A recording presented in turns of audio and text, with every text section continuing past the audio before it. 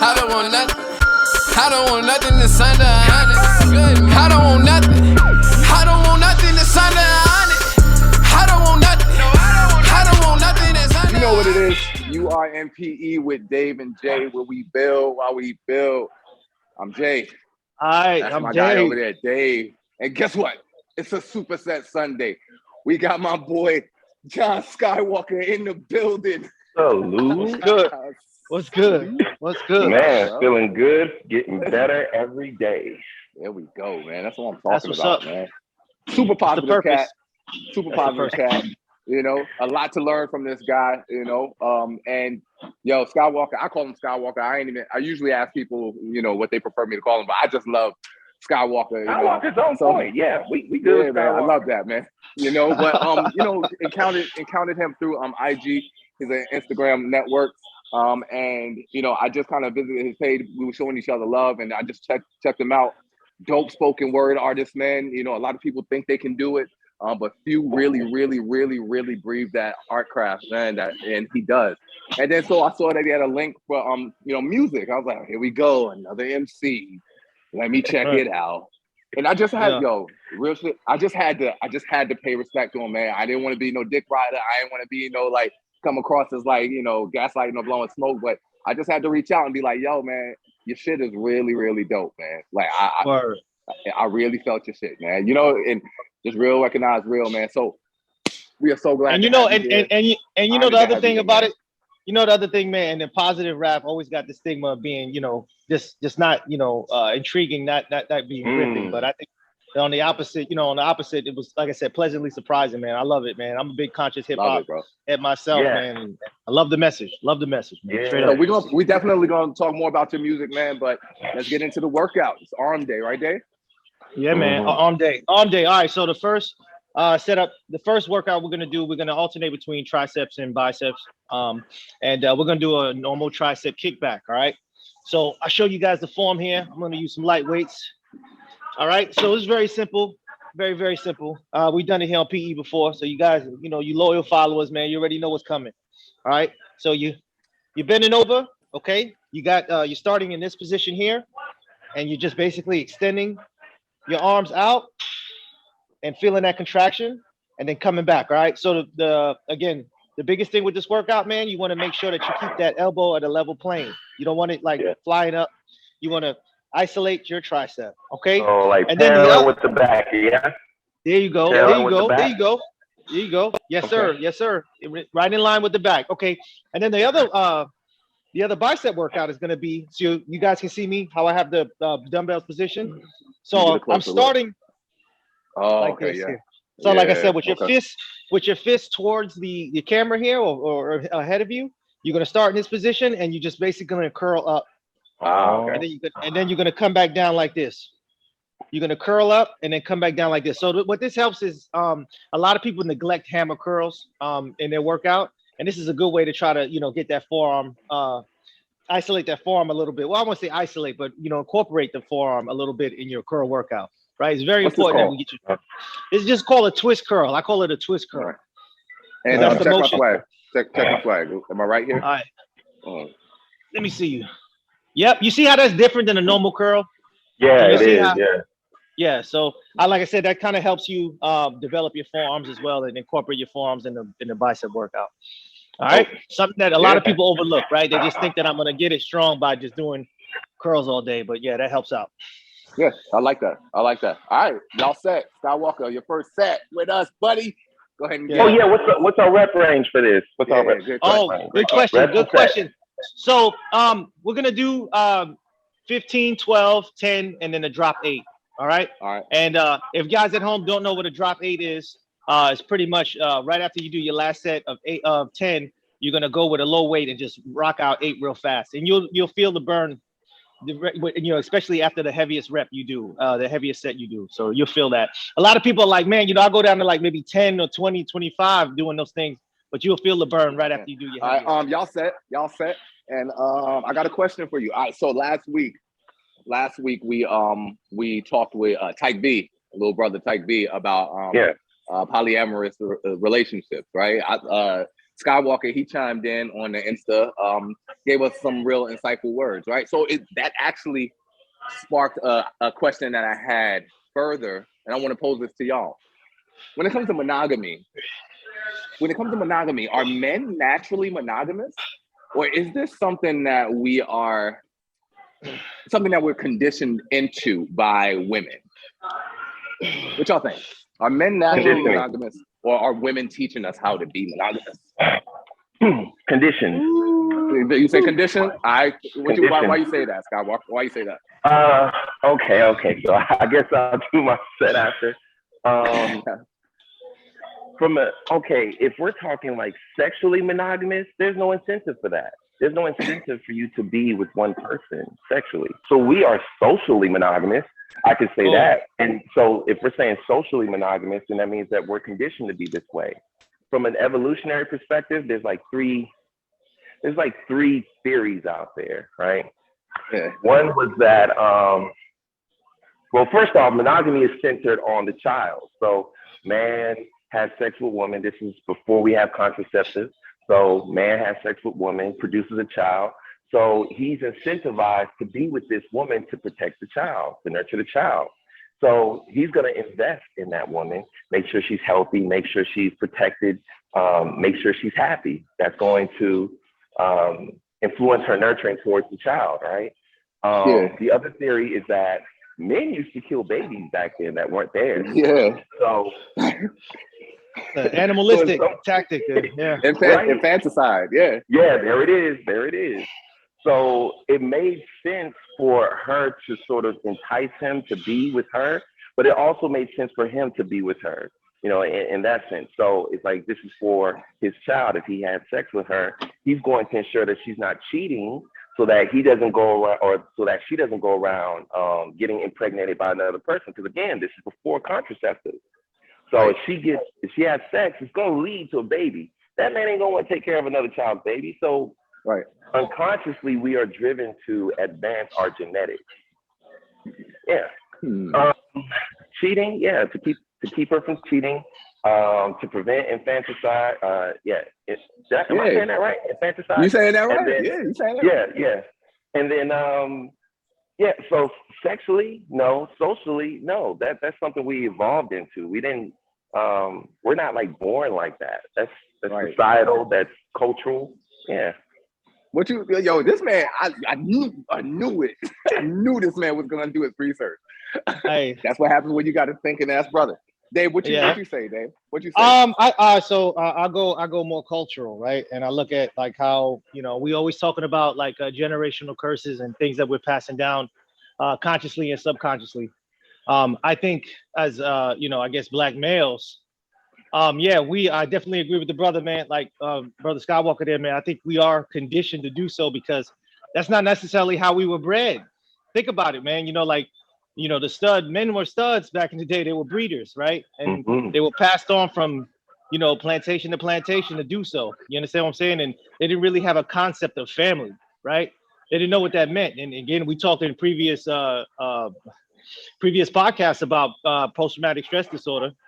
And, you know, that's part of it. Like, actually the what is it called? The appropriated adaptations, where, you know, people wouldn't want to, shine any light on how good their spouse or their children were. They try to devalue them. You talking about the post-traumatic slave syndrome. Yeah. Right. So they wouldn't get, so they wouldn't get sold off, you know, because they were trying to maintain a family, but it was inevitable, right? So I think like as in our culture, we're not necessarily, you know, really in tune with being monogamous because of that. I guess it's passed down. And remember I talked about how like the rat was introduced to a certain stimulus. And then, you know, you notice that the offspring would still, I guess emulate those same responses to the stimulus because it was passed down through the blood. I think with us, actually, that's why you don't see too many whole households, you know, man and woman, you know, taking care of the child, because subconsciously they might be in that mindset still, you know, to be breeders, to be, you know, Rolling Stones, to, you know. So we are conditioned. I get that. I get with that. So Dave, you took it to slavery.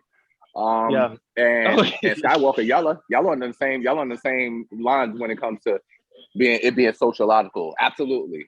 Social monogamy, right? Social monogamy, and then we're serial monogamous at that. So even our social monogamy isn't permanent. That's still a conscious decision you have to make every day. If we're saying natural, as in biological, no, you're not going to be like, okay, I'm programmed biologically to be with this one person. It's a conscious decision you have to make every day. We have emotions. Oh yeah, got to work at it.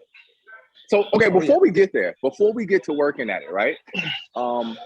Let's talk about women, right? Because I posed a question on purpose about it being men being, programmed by women. We're saying it's sociological, right? So in the research, there's one guy who gets a lot of credit for doing research on this, right? I think his last name is Barash, Barash. He's a professor. If I got that wrong, I'll put the right name somewhere down here, right? This dude, he studied monogamy, and what he's saying is that we're not naturally monogamous because animals aren't naturally monogamous. He's saying that primates aren't naturally monogamous. He said like what? It's less than 10% of any mammal species that are monogamous, right? He's saying it's not in us, but that means that women aren't naturally monogamous either. Right. It's social. Confirms what he was saying. Yeah, but when it comes to natural, like you come out of your mama's private place, you come from the universe, right? And you just grow up. Your body will naturally tell you, ravage people, go get it. And what I'm saying is, I think women have the same thing. Women, and I think that's really what this part of women's liberation is going on with, like Cardi B's and things like that, where they're saying, yo, I'm a woman. You're not going to sit here and tell me that I can't be sexual and that I don't have the same sexual feelings that a man does. So I think women, they have ovaries and they want to have babies and they want to reproduce just like men do. But society tells them, nah, you can't open your legs just for anybody because there's a stigma. Promiscuity. Yeah, promiscuity. Yeah. I could buy that. Yeah. I got you. Okay, so with that then, right? So women and men are both unnaturally monogamous. With that. Okay, I like where we were going with the conversation. Okay, so think about it like this. Oh man. Playing what they say, like playing a cello, a big ass instrument, or playing a violin, or playing a trumpet. Has either one of y'all ever tried to blow a trumpet? Skywalker, you play any instruments? Once, but I rap, so that's the instrument. That's the instrument, right? We're all vocalists, right? Yo, to blow a trumpet is fucking insane. I don't see how anybody can do that, right? It's incredible. It's magic. So to do something like playing an instrument is unnatural, right? To do something like playing an instrument or learning to buy real estate or properly parenting your kids. These are things that feel unnatural, and you have to learn how to do it in order to be essentially what you consider a better person or what society would consider a better person. So I would say that we are unnaturally monogamous, but we tend to be monogamous because we feel like it's going to make us a better person. What do y'all think about that? I'm with it. It's a higher level, we think. I mean, we do have a 3-part brain, right? So our instincts, that's our primitive brain. I mean, you don't have to think about drinking water. You don't have to think about whether you're going to be hungry or not. You don't have to think about whether you need to have sex or not, right? Right. So the conditioning aspect, the learning aspect, like we imitate each other, right? So if you're growing up in a culture, in a society that promotes these messages, and that's the other aspect of it, what messages are you receiving from your environment? So if you're growing up in a household where there's a man and a woman, and those are your parents, you grow attached to them. So you're learning by observing just your parents. Right. And of course, you're looking at movies, you're listening to music. So these messages are being encoded in your brain. Right. And so that leads you to being, as we said earlier, you're primed for it. Then here it is, you got these messages. Now you have to test these theories. You have a theory of love. You have a theory of relationship. So you go out there, you're like, maybe, let's say 14, it kind of begins there, 14, 15, 16, might even begin earlier than that. Then here it is, you graduate, and again, you're hearing these messages. Go to college, get married, start a family, start your career, right? You're getting these messages. And so you're actualizing these messages. And therefore, even when you're a man interacting with a woman, you can't just come at her any old type of way. She's influencing you too. So you have to modify your behavior, especially if you want something from her. Right. You want affection, attention, sex from her. So she's going to kind of mold your behavior. Like and if we're honest here, we're always manipulating each other. Men and women are always manipulating each other because we have needs that need to be fulfilled. Right. So I'm coming to her. She wants something from me just as much as I want something from her. So she's grooming me and I'm grooming her. So there's that practical social aspect of interaction. Yeah, that's smart. That's smart. And we're always training people how to treat us. So definitely. Absolutely. I know we at the end of our set here. But one other thing I wanted to mention to y'all, Dave, you brought up the point of about the post-traumatic slave syndrome playing into how our how black relationships are right now, right? Yep. What I see now more than when we were kids, I see a push by black men to be better black fathers. That's just what I see. Y'all agree with that? I see the same thing. Yeah, I see a huge push, right? And before it used to be like black men weren't present. And I think what is happening now is black men have been, just like Skywalker was saying, we saw, based on our experiences, we saw a broken family. And we felt, or we realized that the only way to fix that and to break that cycle was to be better fathers. And I think that is leading to monogamy as well, where we know that the system is stacked against us. So if we're not with the woman that we create a baby with, especially here in Georgia, then it's all types of financial ruin and social ruin. So it's cheaper to keep her. You know what I mean? So I think that's leading us, trying to break the cycle is leading us to monogamy also. And just utilizing that village, because it takes a village to raise them. I know there's so many decisions that I've made that my wife had to come in and say, yo, what the hell are you thinking? You know what I mean? These are girls, bro. These ain't soldiers, right? So it's one of those things where, I mean, that's definitely valuable, and it definitely adds value. Look, it's something I've seen in the military too, man. I was talking to one of my guys yesterday about it, man. 20 years, we both retired on the same day, and it's one of those things we can give props to the military for, is that you see a lot of black marriages actually, sustained within that system, and a lot of two-party homes, mother and father there taking care of these children, man, and then raising them up right, So, I mean, I could definitely give props to that, and it's definitely been beneficial in my life, honestly. Just being there, just even last night. Want to say it on camera. Shout out to Dave. We appreciate your service, bro.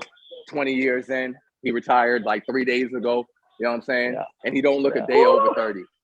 Yeah. Don't look a day over 30, appreciate that, bro. I appreciate that. Let me step back from the camera so that you can. So let him get it. I don't make him a liar. Let me see the civilian.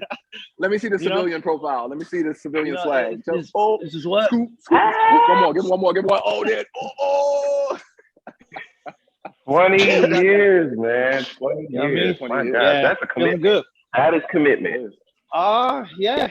I mean, and then again, we're talking about family. We're talking about taking care of the youngins and supporting the fam. I mean, it was just it was a need at the time, and fulfill that, and came out pretty decent, man. So it was a rough road, but we're here now. So new chapter. New chapter. What we got next, Dave? All right, the next setup, man, we're gonna utilize a little body weight. All right, a little nuance to this, man. What we're gonna do is on the negative, man, we're gonna go slow. All right. So we're gonna focus a little bit on the slow twitch, right?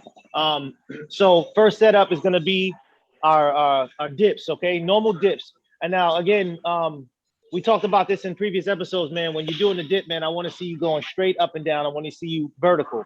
When you lean over, you're incorporating more of your chest. I want to see you isolate these triceps. All right, I'll show you right here. Right, I'm straight up, and I'm coming down. I'm coming slow, and I'm back up. All right, but you see, I'm not like over here. I'm straight up here. Yeah. Okay. All right. So the next workout, all right, was one of my favorites. Right, it's going to be a pull up, but not underhand pull up, but not in the sense you think. Okay. So what I'm going to do is I'm going to pull up underhand. Okay. I'm going to come up here, and I'm going to come back slow, and I'm going to stop here with my elbows. When my arm is at a 90-degree angle, and then I'm going to come back up. But I'm going to come slow. I'm going to go down slow. Right there. Up. Oh, God. All right. Okay, So you definitely okay. you're gonna feel that, man. A lot, when you're looking for that rock in there, man, that'll get you right. So we're That'll get you. not going all the way down. We're going halfway down. Yeah, And then back up. 90 All right. degrees. 90 degrees. Perfect. You want your elbow, your arm at 90 degrees on the way down and stop, and then go back up and then come back slow. All right.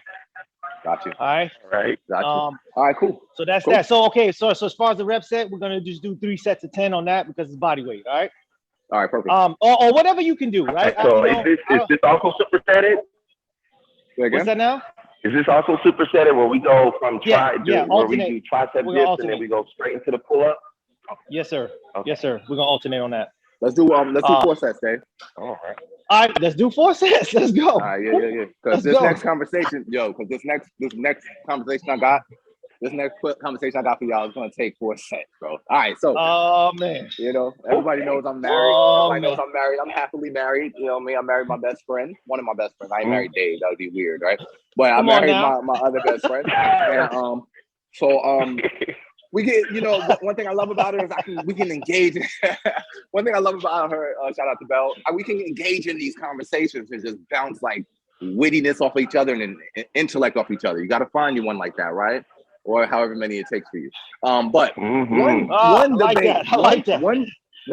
debate we recently got into. We've had this, it's a ongoing conversation. What is it? Can men and women be in platonic friendships, right? Now, of course, everybody's always discussed this before, but there's one caveat that they get to include, right? And I'm trying to plug this hole so that people can't use this as an out. Can a man and a woman who are attracted to each other be in a platonic relationship, but just a friendship, right? What do y'all think? If there's a woman and she is your type in every way, y'all vibe, she good looking. I'm talking about bad. Right? And you of course, y'all are who y'all are. Y'all are incredibly good-looking black men, right? You're everything that she would want in a spouse or a mate, and she's everything that she would love to just, Can y'all be in a platonic friendship? Can I start this one? Please do. So the question, well, I'm hearing that, and the question that comes up in my head instead of an answer, I'm just like, why? All right, so I got to think, why are we even in a position to where we're friends in the first place, right? I just don't think men and women can be friends. I think that relationship is purely sexual relationship because we are different species, and the thing is, again, especially if you're attracted, you got to think like, okay, now I'm attracted. Now you got all of these, you have all the physical attributes that I like, and then now you're stimulating me mentally. That's just a recipe for disaster, homie. Like, it doesn't make sense. It's like, well, then you got to ask yourself, well, why am I still here? Why am I still here entertaining this? Yeah. You know what I mean? Okay. Why am I in a position to really compromise myself and my next relationship, if anything? So I think from my perspective, I don't think that our intentions are in the right path when we are seeking friendship from women. Honestly, you just this is the way I'm seeing it. Again, everything. I'm a man of intent, and that's what I pay attention to. And you got to ask yourself, why am I even interested in this woman in the first place? So if she wasn't attractive, you think you would be there? You think you would put yourself in that position? So I don't think we mix. I don't think we mix at all. That was eloquently said. What you got, Skywalker? Okay, let me ask this. Well, let me ask. Can I ask him a question? All right. You said you're asking about the why. That's your motivation. That's your motivation. Yeah. What if you see more value than just sexual and emotional? What if you see more value? Okay. What if she has a certain intellect, knowledge base, a network? Okay. Women have more to offer than just sex and emotion and affection. I agree. Right? I agree. But again, So what if there's value, but is it for you? You understand what I'm saying? Like, is it really for you? And like I said, they have value, but we're talking about friendship. We're talking about, and that's how most of our relationships do start, like real relationships. So I'm just like, it's a slippery slope. I think it's based on what you can handle, but most of the time we know better, right? We know, like, we talking about real men here, like we talking. Yeah, if you're honest. Right, like honestly, like I'm not. You know what I'm saying? I know our wives are gonna see the show or whatever. All right, now take it easy.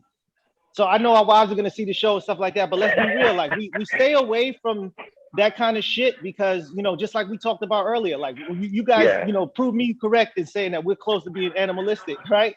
We're close to being, our conscious mind is basically what separates us from, you know, being animalistic, right? So my thing is this, you're conscious, like to put yourself in a situation like that, it doesn't make sense to me. And again, it's just things happen, things build from those relationships that it's a slippery slope for me. I just don't think it's, there's value, but it's not yours. Like, you know what I mean?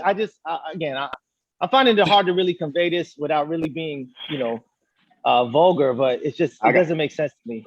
I got your back. All right. So I you know, I'm not a mind reader, but once again, I selected this topic on purpose because I felt like you and Skywalker would have opposing opinions on this. So you fell right in line, brother. Thank you, Skywalker. All right. So with that being said, one thing you said, Dave, one thing you just said was you said the word, we're talking friendship. So here goes the second caveat. All right, here goes the second caveat. Because what Skywalker is saying is absolutely correct. You can't get everything that you need from one person. Right? It's just asinine to think that, whether it's emotional support, whether it's financial gain. It's just some other people are gonna understand you better than your spouse can, right? Or your best friend or whatever, right? So yeah, it's great to network, but we're talking about friendship. So here's the second caveat. Friendship, right? Dave and I can get, Dave and I can go someplace and end up having to share a bedroom or share a hotel room with one bed, and the carpet is completely molded and there's no furniture. There's just one bed. Dave and I can sleep head to foot or even head to head, and everything will be completely fine because he's my friend, right? He's my friend. And I don't want to bring, you know, hetero, homo norms, anything into that. Just because he's my friend, right? Doesn't even have to do with him being a guy or not. He's my friend. We could sleep in the same bed together if we had to, and everything would be 100, all good. But if I have a friend who I am genuinely attracted to. Attracted, that's the word, attracted. I'm attracted to her. Sexually attractive, right? We're not just saying attraction, sexually attractive, right? Everything, sexually, mentally, spiritually, we vibe. But I'm married. We vibe. Then we have to sleep in the same bed. It's going to be difficult when this person knows my dreams and my hopes and my aspirations, and she's helping me try to get there. And I understand her issues and her shortcomings. I'm trying to help her strengthen those. And then we sleep in the same bed together. Oh Lord, it's going to be difficult. Let me add this. So the way I see it, right, and I respect what you're saying, Skywalker. I really do. And you know, respect to women. Honestly, that's not how I see them. Okay. But it's like it's like magnets, okay? It's like magnets, man. Like, it's just like I said, you're attracted to, like, everything is vibing, everything just works. Like, you looking at them like, what the hell? Like, it's, again, naturally, this is the combo, right? Man and woman, right? You know, that's what you're on. That's what you're a heterosexual man. That's what you like. And then y'all vibing on all those different planes. It's a recipe for disaster. It doesn't pan out. It doesn't pan out. Okay, that's just me. I'm sorry. What'd you say, Scott? Go ahead. School us, Jedi. All right. So I like the plane that he's going on, and I'm not gonna take anything away from that because he's right?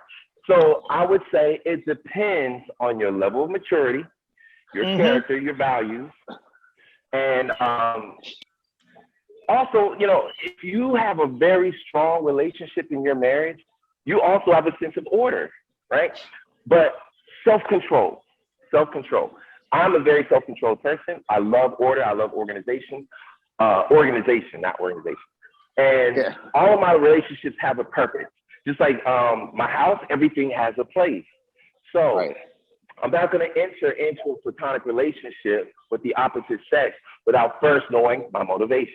Yeah, I see value in this person, and yeah, I'm attracted to them. Like, I have women in my circle that I'm attracted to artistically, mentally, spiritually, emotionally, and yeah, even sexually. There's a few out there, right? But I'm aware of that. I'm a responsible person. I pride myself on that. That's part of my self-concept. If I'm going to be in a platonic relationship with this woman, it has to be a mutual agreement. It has to be mutual. We have to both understand we have a boundary here. We have to both have that. If we both don't have that, it ain't going to work. Doesn't matter what I say or how I trick myself. She has to agree to that. She has to participate consciously. He did say we are not just animalistic. You said we are conscious, right? That means we can exercise some self-control, right? Now, I also understand that the unconscious is more powerful than the conscious. I understand that. That's why you limit your interaction. So if it came down to us being in the hotel, we just happen to be traveling, right? Using that same scenario, we happen to be traveling. The floor is moldy, Okay, right. I'm gonna make it up in my mind right then and there. I'm gonna make it up in my mind. If I don't have the self-control in that moment where I'm weak, my consciousness is just, I'm intoxicated or whatever, I'm probably gonna sleep in the car. Hey, okay. You sleep in here? No, John, no. Well, no, I need to sleep in the car. I need to sleep in the car. In fact, let me go call my wife. Let me go call my woman. I need some privacy with her. And then I'll just say something like, yeah, I fell asleep in the car while talking to her. Saint John Skywalker. Saint John. And you know, I'm gonna tell you, I wish we could all be as disciplined as this young brother right here. I swear to God. I mean, dude, that's amazing. But I'm just, I guess I'm looking at it from a different perspective, guys. Look, 21 years, 20 years, I've been faithful. All right. But see, the way I see it is one of those things where I'm not going to exercise a muscle that I don't feel like I don't have to. You know what I'm saying? So I'm just not going there. Right. We know better. We know what's up. That's it. That's just me. But I appreciate the perspective. And like I said, don't start none, won't be none. Hey, look, I appreciate the brother. I appreciate, all you guys' wives, you safe, in John's hands, right? You know what I mean? It's right. You know what I'm saying? Ain't nothing gonna pop off, man. He's got restraint. You know what I'm saying? So let's talk about this. So Skywalker, have you ever been married before? Yes. Oh, he got married. You were married before. All right. So the other thing, Dave, you said something else, Dave. You said you were basically saying what's the purpose, right? And I asked this question to my wife. What is there that I need from another woman what do I need from this friendship with this female that I'm not getting from you? Right? Like, and if it's utilitarian, right? If I'm in the relationship to get something, then I don't really feel like it's a friendship, so to speak. I feel like she's an acquaintance. And that's fair. Nice. Yeah. So like, because this is a new thing. Like, we just started this podcast. I'm not a social media guy, but all of a sudden, like almost overnight, my wife is sitting next to me, and now she has to deal with me like messaging back and forth with people on IG or Facebook. And half the time they're women, right? And my wife has learned a new level of trust, right? You feel me? So I appreciate that about her, but at the same time, I'm not having no friendships with no women, So one, that I asked myself, what do I really need from this woman that I get from my wife? The other thing is this. I put it to her this. I put it to her like this. I said, okay, let's say I have a female friend. Because she wanted to talk about trust, right? She trusts me and I should trust her. Fine. You trust me, right? And I want to go out to JR Crickets or to Dugan's or something like that, to a bar. And you don't feel like going out, right? And so I say my homegirl so-and-so was gonna meet me out there. I said, you gonna be cool with that? She's like, well, I don't know. She didn't really answer that. So then I said, okay, how about this? Right? Let me make it easier for you. I said, let me make it easier for you. I said, so my homegirl so-and-so, she comes over to the crib. She's sitting over there on the love seat. We sitting here, we laughing and joking. But then what you start noticing is that I'll say something and my homegirl so-and-so, she has a retort. And then we have a banter between us about a inside joke that you and I normally share. Like, me and my wife, we like to quote movie lines to each other, right? But now me and the homegirl, she witnesses me and the homegirl sharing something that me and my wife normally share. And she don't like that shit. She ain't gonna like that shit. And she's like, well, I'm like, come on, don't worry me to death, baby. Like, let's be honest. You jealous over anything, you can be jealous over anything because you love me like that. So if you witness me sharing something with the opposite sex, especially if she's attractive, that's gonna touch you in a way that you're not really gonna like. You know, what do y'all think about that? I got two things to add to that, right? Put it like this. So, what level of friendship are we talking, right? Are we talking Facebook friend? You know what I mean? Or are we talking like I call you up maybe every other day on the phone and we vibe on the way to work type shit? Right.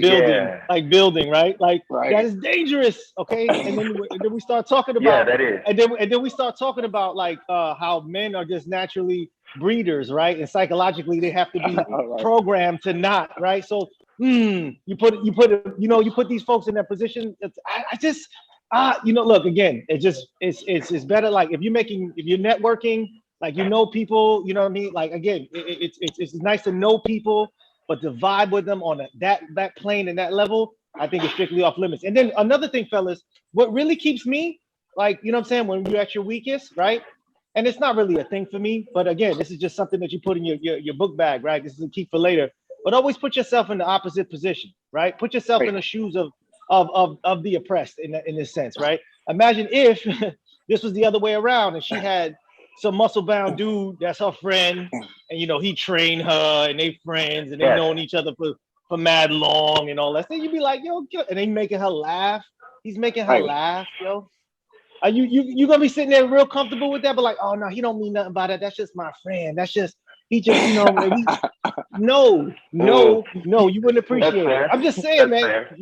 So let me ask Scott. I know we about finished with the set. Let me ask Skywalker. I think I got two more questions for y'all. Skywalker, this one's directly for you though. All right, with this situation, is there a difference between marriage and having a girlfriend, right? So, and what I mean, of course, there's a difference. What I mean when it comes to platonic friendship, do the rules change because you're married? What do you think? Ooh. Let's see. Because I want to say yes. But I know there's two different schools of thought. Yeah. With marriage, that is a contract, and it's more serious, and that is an investment, right? Right. Girlfriend doesn't necessarily imply investment, and it's like a trial there's basis. no legal obligation to be with this person. It's like the trial. It's the trial. The rental service. So So I don't care if you're renting, and it's been 3 years and you haven't put a ring on it, right? The rules aren't all the way the same. I say that they're not all the way the same, mainly because of the contract. You have more to lose in your marriage than you do with a girlfriend/boyfriend. You have more to lose. So you're going to treat that marriage with more respect than you do with the girlfriend. Because it's more responsible and you have more to lose. Like if we're talking about this within the context of having a platonic relationship, you can cheat on your girlfriend and just walk away. You can't cheat on your wife and just walk away. You got kids, you got a mortgage together. You guys have a joint account together. You have your life insurance, health insurance. You have too many assets tied in together. So you have to treat that marriage with more respect than you do that girlfriend-boyfriend relationship. So the rules kind of change based on those conditions. Well said. Man, that's a smart brother right there. You gotta look at the concept. I'll blow your mind real quick. Look at the concept of marriage though. And that's why women are smarter than men, right? And then they're forcing us in this position because they know physically, we're gonna be cognizant. We're gonna be very cognizant of that. What he just split, right? So that's a bomb drop right there. That's amazing. Yeah, he killed it right there. I'm trying to change the subject. Okay, last one. So one thing I always do this to my to female acquaintances or any girlfriend I've had in the past. Did it to my wife as well, right? When we have this conversation. Other thing that I say, and I want to know what y'all think about this, right? Because it's it's a very generalizing, stereotyping statement. Women don't know what men's intentions are. Women don't know what I'm not gonna say it because Dave and I got this whole thing with the N-word, so I'm not gonna say it.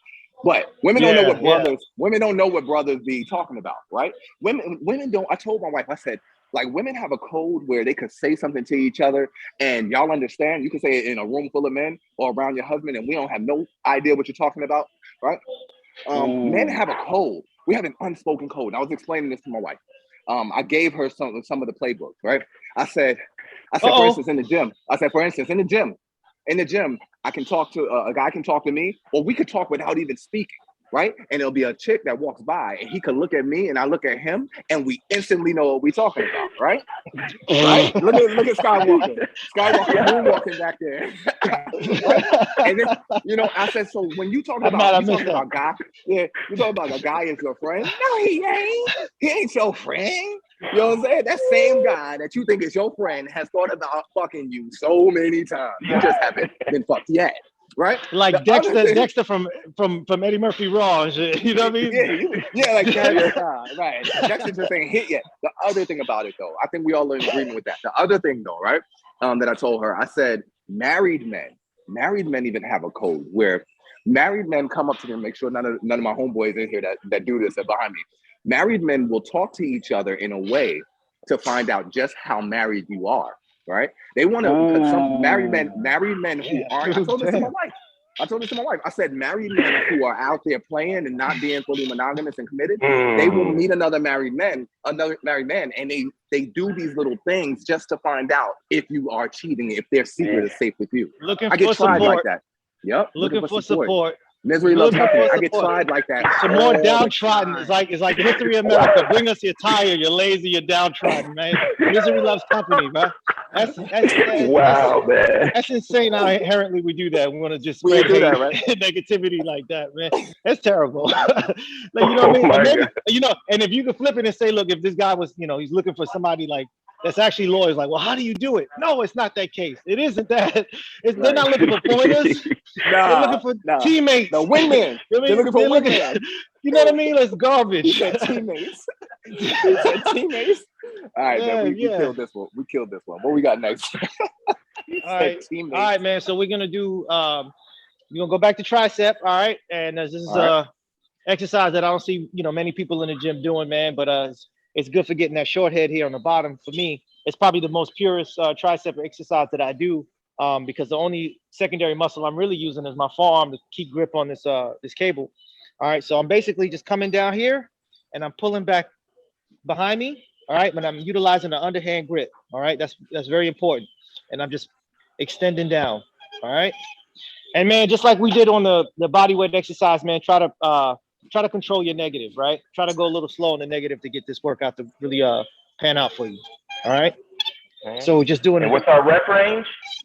So we're gonna do this same thing: 15, 12, 10, drop 8 on these. All right. And remember, like the drop 8 is gonna be relatively low weight from the last from the 10. All right. So if we're starting off with like 40s, you're going up 40, 50, 60. Then you will go back to 30 on the drop 8. All right. And you would do that immediately after. Guys, that's very important. Most of the strong guys out there think like that's nothing, but as soon as you finish that last set, the heavy set, doing a lightweight will really show you what you were. So, all right. And then the other workout here, man, on the other side is gonna be your waiter curl. All right. So just like how it sounds, it's like how a waiter would hold a tray, tray of food. You got the dumbbell out in front of you, and you're just curling it up. You're saying waiter curl. Oh, yeah. Okay, I like that. Oh, waiter. Yeah, like, okay. Yeah, like, here's your meal, sir. There you go. Yeah, they got the plat out there. Full extension, or are you just coming at the waist? Well, I'm going as low as I can without the dumbbell hitting my nuggets, man. You know what I mean? Okay. So. All right. Yeah. So. Yeah. Cool. And we're going same rep range for those, right?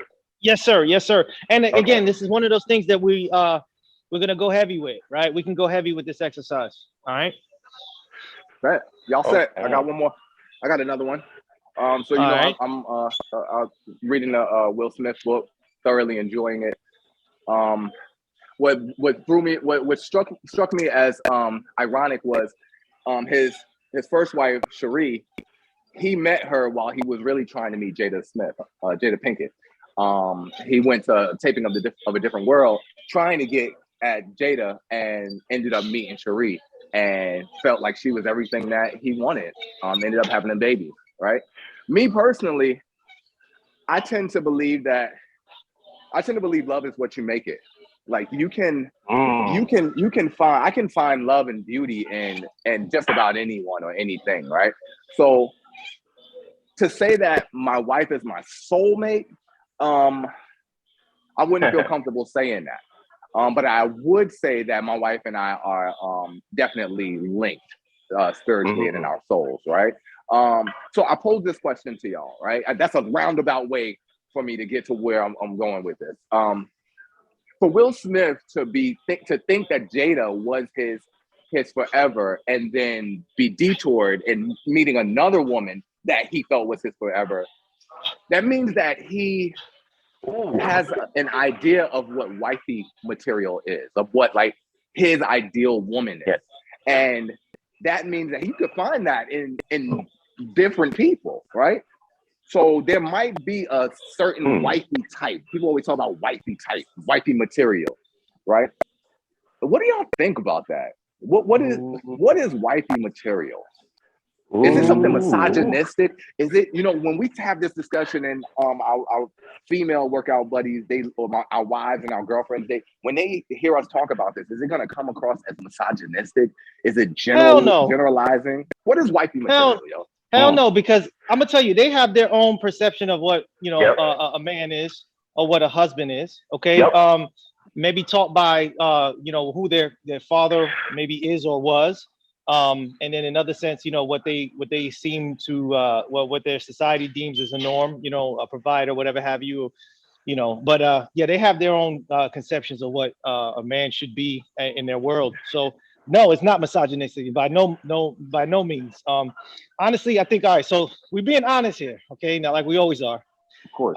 But real talk, when it comes to women, and you might have to edit this, right? It all depends on how this pans out. But real talk, like when you think about it, like, I don't know, I guess it depends on how you really look at it. But like as far as dimes are concerned, like straight up bona fide tens physically, all right? Physically, okay.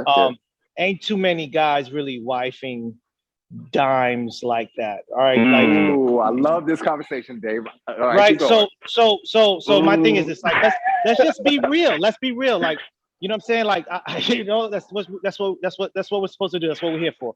But nobody's really, you can't really keep a dime satisfied. I don't care about what you're working with. You understand what I mean? The level of competition, the level. Right, look, the level of competition is just way too steep for anybody to basically overcome. I'm sorry, I don't care what you're working with. All right. So when we talk about wifey material off the rip, we're talking about maybe range of 7 to 9, if you know what I mean, how you really want to swing it, 6 to 9. It all depends on who you are and how attractive you are, maybe just in society's norms, right? But you're not necessarily looking for that dime piece, because I'm sorry, I don't care who you are, you're not holding that down. And it depends on what you determine a dime. But like, that's first attribute, right? That's the first thing. Because honestly, like when you have a woman that's not as absorbed with her physical, she tends to be more nurturing and more giving in other ways. You understand what I'm saying? And that's what that's what you're looking for with a companion anyway. You want somebody far, more than a big butt and a smile, right? So it's just one of those things where you already know, like when you're looking at the physical, that you could X that out. You're not, that's not wifey material. It never has and it never will be. Okay. But yeah, you want somebody nurturing, and you want like Denzel had a dope ass quote, right? Denzel basically said, like, he was taught to not look for that glamorous woman. He wanted to find a woman that's going to be raising his children potentially. You understand what I'm saying? So, all right, you got to, and it's all about their values and what they actually put stock into. So that's why. Hold that right there. You gave us a lot. All right, so let's go with let's say first we're talking about wifey material. Let's talk about appearance, right? So that's one. All right, what you got, Skywalker? We talking about appearance. Yeah. What you think about that? Oh man, when we're talking about appearance, I mean, I don't want to dive too much into stereotypes, but yeah, nurturing, loving, generous, affectionate, altruistic. We're talking about all the virtues, being loving, being feminine, right? But also, we aren't just that simple as human beings. So she's got a masculine side too. So she could be assertive, she could be a disciplinarian, authoritative. She can be intelligent, wise, and then of course we're talking about skills, because parenting is a skill in itself. So it's not just your approach, but what are your practices, right? So you have values, emotional maturity, emotional intelligence, being able to know how to emotionally nurture your kids, because you don't want them to just, I mean, kids grow up, you know, being impulsive anyways. So mother needs to know how to temper all of that, providing the care necessary, you know, ensure that they're healthy. And of course, dad has got the rest of it, right? So I'm not too keen on strict parenting roles, strict gender roles, but hey, if that works for you, that works for you. So I do agree that parenting, like having parenting capability, is part of being a wife, right? But there's something there, right? Being a wife is not necessarily the same as being a mother. Not at all. Not at all. Not at all. So you don't have to necessarily be a mother in order to be a wife, just like you don't have to be a wife in order to be a mother. They are different roles, they're different functions. So, but we are talking about wifey material, and generally speaking, when a man is looking for a wife and he intends to have children, he's gonna want her to have some of those traits, some of those qualities already there, especially in the courting phase. And I said courting, not dating, especially in the courting phase, where he's looking to see, you know, test her fitness. Like, okay, I could see you being a mother to my children. Now, in terms of wifey, well, I'm gonna stop right there, because now I'm about to cross over. I'm gonna stop right there. All right, cool. So what do you because what Dave said? Okay, so wait. Let me clean something up real quick. You know what I'm saying? After listening to my brother speak, right? No. This is not a bad thing. So when I started my answer, okay, I was talking about physical in the beginning, okay, and I'm talking about physical dime, right?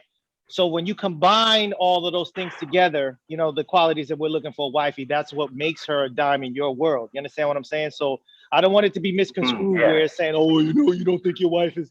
No, that's not what I'm saying. I'm talking about physically. All right. So like, look. Nobody. We ain't taking that way. We're with you. Oh yeah, but I see how that could be misconstrued. Yeah, I can see how that could be misconstrued. Yeah. All right. Yeah. That's it. So I feel what y'all saying. Dave, that whole discussion about like no man really can wipe a dime, you know, but that's a heavy one right there. I think that's a heavy one, and folks should really comment on that below. Don't forget to like and subscribe also. Do that. But to say, so you're saying that a woman who is a bona fide 10, like she knows that her perfection, her physical appearance is perfection, right? She is not wifey material because she will never be satisfied. Ooh, that's a really, really rough statement, Dave. Skywalker, what do you think about that? What do you think about that, Skywalker? What do you think about that, Skywalker? Come on now. Hold on. Okay, so if we're saying, okay, I know where he's getting at, because this is like the law of averages that we're speaking here. So he's got a point. If you think, generally speaking, how they're socialized, okay, they know the society has already told them, hey, you're a dime. So it's reinforced. It's a loop. It's a feedback loop. They know this since, you know, high school. They've known this since college. So what are they going to be socially inclined to do? Are they going to be nurtured or conditioned to be the housewife, to have all these qualities? It's not to say that they don't exist, but they're rare. Only because of how they're conditioned, only because of how they're socialized. So if we're talking about the bona fide dimes, what's their lifestyle like? They're basically bachelorettes. Right. I mean, it feels good to be understood. Honestly, swear to God. So, hey, you know what else, man? I'm gonna give you props, man, because it feels good to know that intelligent people watch our damn show, man. I swear to God, that's a great feeling, Jay. I say it's one of those things where it puts you on the right path. It keeps you going. I appreciate your presence here. I appreciate you, man. No bullshit. This is real. I appreciate you just saying that because he agree with you, man. You just like him because he agree with you. No. But also, you know, he also provides, you know, a unique perspective as well. You know, on the contrary. So, and that's what this is all about, right? This is all about building. I love it. Let's go a little deeper into it. This appearance thing, and then get back to the what we think the qualities of a wife are, right? Physical appearance. When we talking about the 10, right? One. Me personally, I don't think a 10 exists, period. Nobody's physically perfect. Oh, right? Exactly. I have a little exercise. The cleanup work. The cleanup work. I have a little exercise that I do, right? I'm gonna put this out there. I'm gonna expose myself because I used to be a chronic. I used to be a chronic cheater, right? When I was not in my marriage now, of course, but I just was a chronic cheater. I just was trying to fill a hole in myself. I was just dissatisfied with who I was, insecure, and I just was trying to. Y'all know the whole story, right? Just trying to poke my chest out because I had another. Yeah. So with that, in evolving, I do this thing where like when I see an attractive woman, I remind myself that no woman is perfect, right? There's nothing worth my relationship. Nothing. It doesn't matter what she looks like on the outside. It doesn't matter if she could sing like Nina Simone or anything. It doesn't matter because no one is perfect. Her farts are still gonna stink. You know what I mean? She's still gonna get angry if I come in drunk. You know what I'm saying? It's like no one is perfect. So I do this exercise where I'm just like, well, yeah. When I see a very attractive woman, if I'm with my homeboys or something, they're like, yo, look at such and such. I'm like, yeah, but her weave is crooked though. Yeah, but her such and such is though. My man Corsim back in Bethlehem, bro. He used to say, man, if you ever hung up on a chick, just a picture of her taking a shit, and it'll change your whole perspective. Did I used to say that? No, man. No, yeah. Corsim used to say that shit, man. That shit. I mean, that shit works. And I'm not trying to put put black women down. I love black women, right? But I'm just saying this in order to keep my own psychology in check, like deifying. It keeps you humble. It keeps you humble too. It keeps you humble. Yeah, absolutely. So I think what makes a woman a dime and what makes a wifey material is everything that y'all were talking about, right? It's like if you want kids, if you want children, then seeing her interact with children, or if you're a musician, it's hearing her sing or her being willing to help you write a song. It's a whole conglomerate of things that makes a woman a 10. Like if you like to dance, or if you can't dance, but when you do dance, she eggs you on and she encourages you. She's like, go ahead, you getting it, boo, even though you got 2 left feet. It's a whole conglomerate of things that makes a woman wifey material. And when we throw that, go ahead, Dave. No, I'm sorry. Go ahead and finish, please finish. No. I'm so glad. We throw that term around, and I think it kind of gets misused, and people start using it to denote she a dime. She could cook. She like to have sex. And it's not just all of that. It's cosmic. It's something cosmic. And I'm so glad I cleared that up before you got a chance to say that, man, because you know what I'm saying? I'd have been looking like the certified co-signer right there, trying to clean up my act, man. I appreciate it. I appreciate you giving me the platform for that second to clean up my act. You know what I mean? So yeah, I appreciate you, man. I appreciate you. That's a unique perspective. Dope. Y'all got anything else? What else? Anything else going in there? I mean, I got mine 20 years, and I know what wifey material is, and I'm happy for it. Grateful every day for it, bro. And you know what? This journey this weekend really gave me perspective on it, bro. Because when I felt like I was losing my mind, I could just look at her and know that that's my road dog. That's my, that's the person that never judges me and respects me for what I am. So it kind of put me back into reality for a minute, if you know what I mean. So yeah, amazing weekend, brother. That's all I gotta say. Matter of fact, I feel you. I'll even chime in on that. For me, wifey material is someone who's ever evolving, right? I don't like to be bored. I like for my wife. Yeah, man. I don't like that growth mindset. You got to be a jungle tiger. So I like for my woman to be like, 1 week she just wants to, just binge watch a show. The next week she's reading some book I never heard of. You know what I mean? I'm like, I can't say you never read books or you don't. I love that. I love when my wife puts me on to like some strange ass music that I never heard of before. She's like, you don't know about this though. Or like Chris, like Dave. Obviously he has a keeper. The first time I met Dave's wife, Chris, my sister Chris, like my wife, we got wasted, right? So my wife was in the back sleep. And I'm out there kicking it with them, and she's talking about Mos Def, like she's going down his playlist of Black on Both Sides. And I'm like, this brother found a woman that's just like him. I look at her, I'm like, did we just become best friends? Yeah. So Yo, it's a whole. Well, with my wife, right. But with my wife, we just became best friends again yesterday with my wife because I was putting up a fan in the living room, babe, and it was like I was struggling with it, and Shorty just got up there on a chair and was like holding and drilling, and, you know what I mean? My wife don't do. You gotta love that. You gotta love that. Wifey You material. gotta love that. Yeah, brother. Yeah, brother. Yeah, man. I enjoy it. Skywalker. Yeah. I want to talk a little bit more about what Skywalker got going on, man, because I know he has a lot of things going on, and we've been at it. How y'all feel so far? Y'all guns starting the show? Let me see him. Ooh, Skywalker, man. let me see the guns. Yeah, there it is. I see it. Yeah, it's starting to pulse. I might have a muscle spasm after this. Jeez. Come on, man.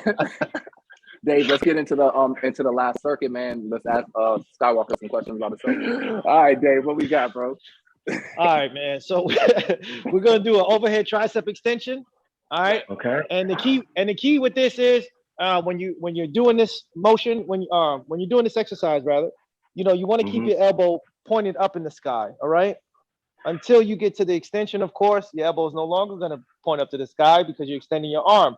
But as you come down, you want your elbow to remain up in the sky. Okay. You don't want to kind of taper down. A lot of people just get a little lazy. You want to lock your shoulder out and be able to just extend up, all right? And come behind your head, maybe to where the dumbbell kind of, almost rest on your traps here, and just bring it up. Just normal extension, all right? And you can utilize whatever weight you want. I recommend lightweight, high rep, for beginners, of course, with this because, sometimes people strain their elbows or they strain that tendon in there. So I had issues with that in my military service. So I normally try to go light with this exercise, and then you're going to alternate arms. And then the next workout is going to be full supination curls. All right. So you're going to start with 2 dumbbells in this position here. Okay. So the face of the dumbbell is going to pretty much be visible to you or visible to your viewers. All right. And then you're just going to curl it up, and then you're going to end up with your wrist twisted in this direction. So you'll notice that when you come to the full stop on this extension, you're gonna feel a change in your muscle, right? So I don't know if you guys know, it's like when you position your wrists in a different way, your muscles contract in a different manner. Yeah. Right. So this helps with that contraction, and this helps kind of ball out your biceps. So you're basically gonna come here and you're gonna hold it tight. Okay, you're gonna feel that contraction. You want to have that mind-muscle connection with this one. All right. Cool. All right, cool. So actually, we're alternating with that one. Oh yeah. What? Yeah. We're gonna you're gonna start with 2 and you're gonna alternate. Alternate. Again, 12. I mean, I'm sorry, 15, 12, 10, 8. Just like okay.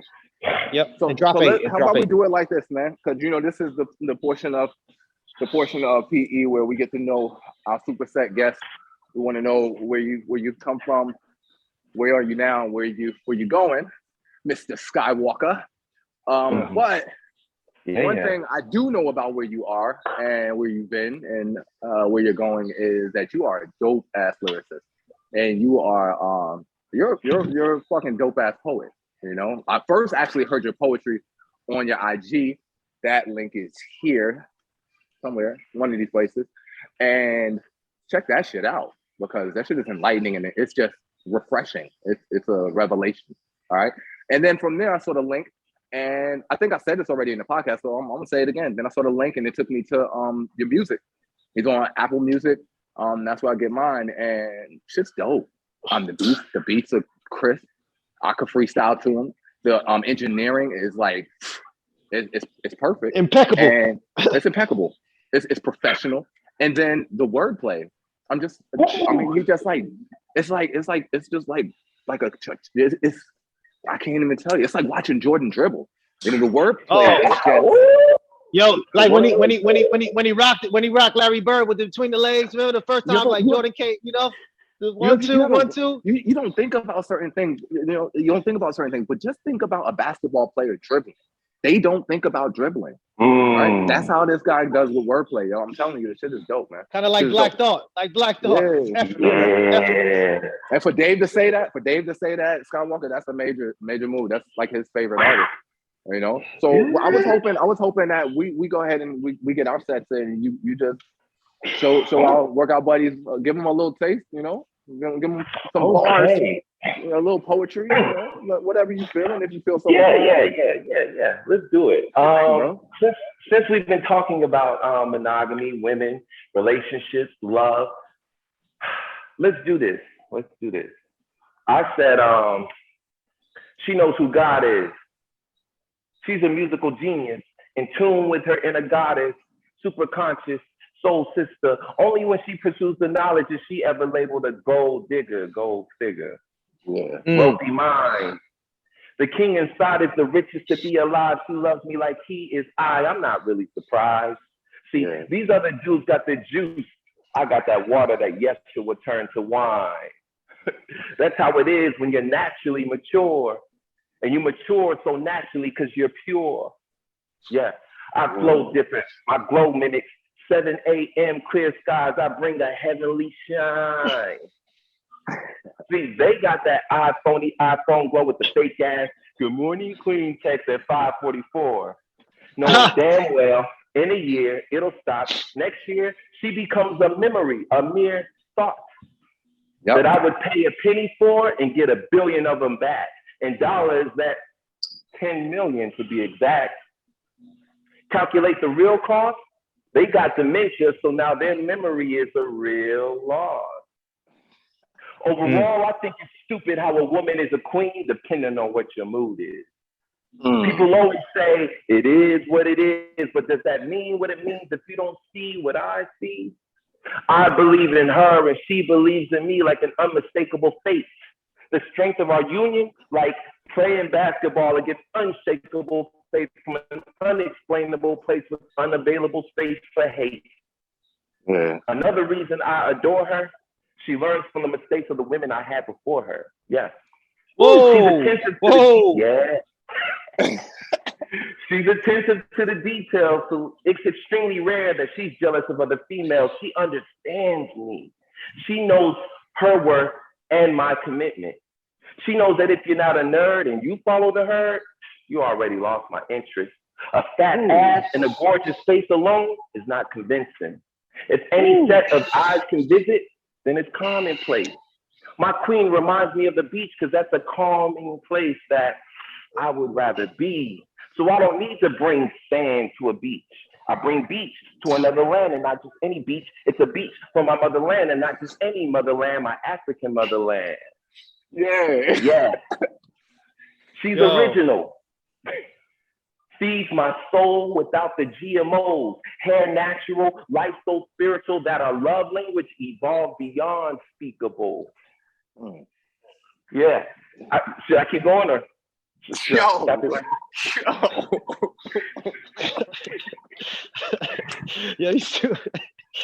Yeah. Hey, please don't, right? Please don't. You know what I mean? Like, please don't, man. You know what I'm saying? Because, yeah, man, like that man ain't even out of breath yet. You know what I mean? He went right back to lifting. Like, he went right back. You go ahead and shut it down, bro. You know what I'm saying? You know what I'm saying? He blew up the room. Still exists. He blew up the room. Out there. He blew up the room. Yeah, like just you want me to say something? Oh, I'll say something. Don't kill him. Don't. Yeah, I mean, man. Don't kill him. Amazing. All right, man. All right. So Skywalker, where you come from, man? How'd you evolve into what you are now? What's important about your history? Oh, man. Let's see. I started, I'm not going to say the stereotypical, I've been writing since I was 5 years old. I'm not doing that. I started rapping when I was in high school. And I've known about hip hop since high school, right? But I'm down here in Georgia, so it wasn't really popping down here. First off, I was actually born and partially raised in California, so I'm a Cali guy. Oh, wow. Then it was, we hit Alabama, then we hit Chicago, and then we came down here to Georgia. Oh, wow. But as far as like me rapping, and I'm currently in Norman Park, Georgia, so I'm actually where I was primarily raised in Georgia.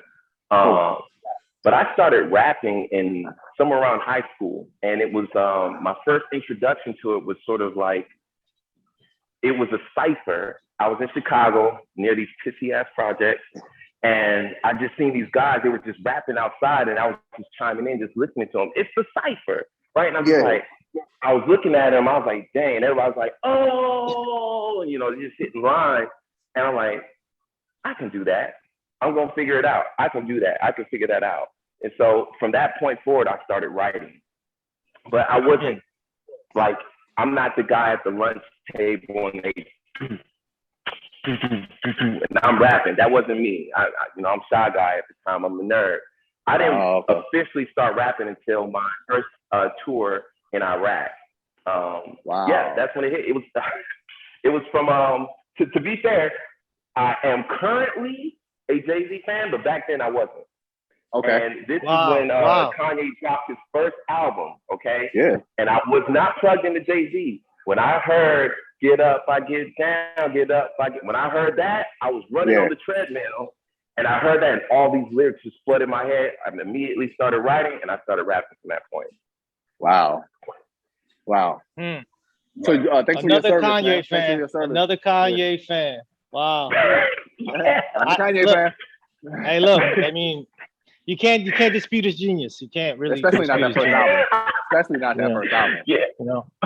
Yeah, especially that man. Come on, man. Yeah. Can't dispute. All right, so what? I mean, what are you doing now? Are you doing like Are you doing poetry sets? You do the slams and shit. You record it. Well, obviously you recorded. What's going on in your life now? All right, so I don't slam. I don't slam because I don't agree with slamming. Personally speaking, I don't agree with allowing somebody else to rate my poem, and it's so subjective, right? Yeah. So I don't agree with that. So I don't slam. I don't really compete, but I have before, and it was cool. It was cool. Yeah. I got to network. That's what I appreciated about it the most. Currently, I have 3 projects out on all streaming platforms. All of my work is on my Bandcamp, but I have Dimensions, Higher Dimensions, and then I just released a collaborative project with a good friend of mine. His name is Andre Black. He's a vocalist. He also engineered and produced the beats on there. He pretty much did everything. I just rapped on there. I didn't know that. He engineered it. The guy is, as an artist, he's just a vocalist now, but that man got range. He can do it all. So Light Benders is out on all streaming platforms right now. I'm working on, it's like 2 projects right now. I don't want to give away one of them because it's kind of a surprise, and it's a very near dear. Well, you know, it's cool. I can do that. So I'm working on my 3rd and final compilation for my Dimension series. It's Final Dimension. So, like I said, I have Dimensions and Higher Dimensions. So I'm going to do Final Dimension. That's coming up. I'm going to release that next year. All the tracks are pretty much done. I just got to get them mixed and mastered, right? Yeah. But then the next project after that, it's going to be a project on fatherhood. And I want to reach out to all of my friends, everybody in my network, all the men in my network, and I want them to do like a video recording, giving like maybe 1 to 3 bits of advice. And that bit of advice would be like, what if you had to pass this on to your son, if you had to pass this on to an up and coming father, or if you had to pass this on to a father who's already experienced, like what advice would you give them? Because I believe that every man has their own wisdom.